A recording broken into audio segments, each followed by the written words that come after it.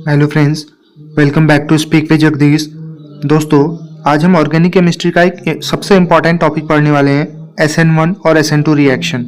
ये topic board exam में पक्का आता है, कॉम्पिटिटिव एग्जाम्स नीट CUET में भी, और बहुत से स्टूडेंट्स इसमें कंफ्यूज हो जाते हैं। तो इस वीडियो के बाद आप कभी SN1 SN2 में कंफ्यूज नहीं होंगे, तो वीडियो को एंड तक जरूर देखिए। पार्ट 1 में हम डिस्कस करेंगे SN1 reaction.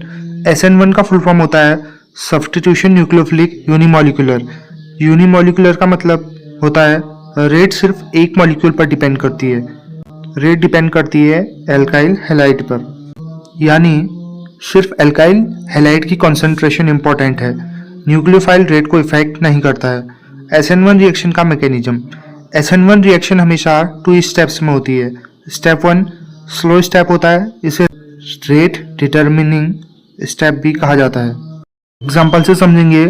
Tertiary butyl bromide क्या करते हैं? टर्शरी ब्यूटाइल ब्रोमाइड की रिएक्शन होती है तो ये कार्बोकेटाइन का फॉर्मेशन करता है और leaving group bromine leaving group है जो कि लीव कर जाता है। इस स्टेप में ब्रोमीन छोड़ जाता है, कार्बोकेटाइन बनता है। ये स्टेप स्लो होता है, इसलिए रेट यहीं डिसाइड होती है। इसी वजह से इसे रेट डिटरमिनिंग स्टेप कहते हैं। स्टेप 2 बहुत फास्ट होता है।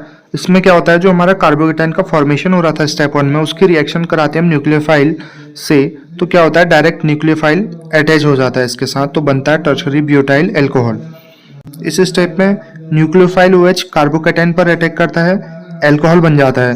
ये स्टेप फास्ट होता है। SN1 रिएक्शन की इंपॉर्टेंट पॉइंट्स। कार्बोकेटाइन बनता है, रीअरेंजमेंट पॉसिबल होता है, रेसिमाइजेशन हो सकता है। रिएक्टिविटी ऑर्डर होता है SN1 का 3 डिग्री, 2 डिग्री, 1 डिग्री, और उसके बाद आता है मिथाइल हैलाइड।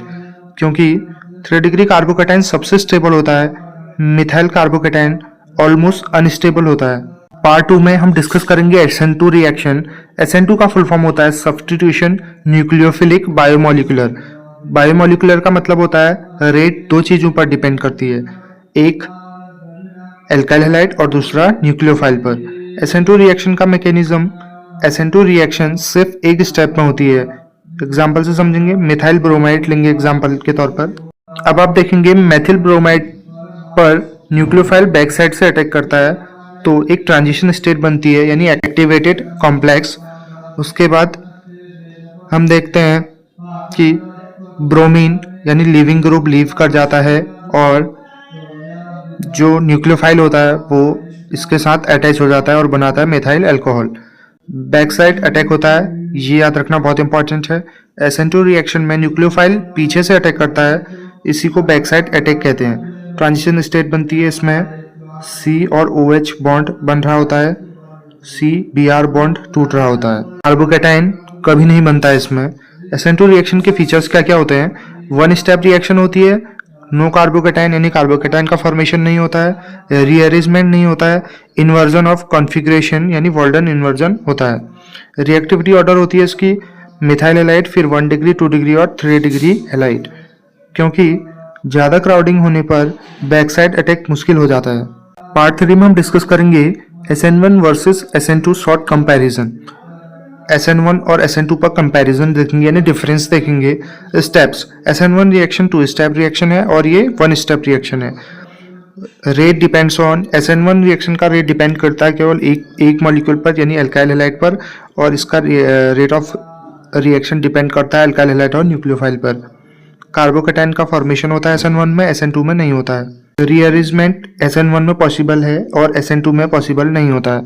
स्टीरियोकेमिस्ट्री SN1 में रेसिमाइजेशन होता है और SN2 में इन्वर्जन होता है। रिएक्टिविटी ऑर्डर होता है SN1 का 3 degree, 2 degree, 1 degree and methyl halide, और SN2 का होता है methyl halide 1 degree, 2 degree and 3 degree. तो दोस्तों, हमने डिटेल में समझा SN1 reaction, SN2 reaction, mechanism with diagram, reactivity order, exam oriented comparison. अगर आपको वीडियो यूजफुल लगी हो तो लाइक जरूर करें, चैनल को सब्सक्राइब करें, बेल आइकन प्रेस करें और कमेंट में लिखिए SN1 SN2 क्लियर हो गया सर। मिलते हैं नेक्स्ट वीडियो में। Thank you so much.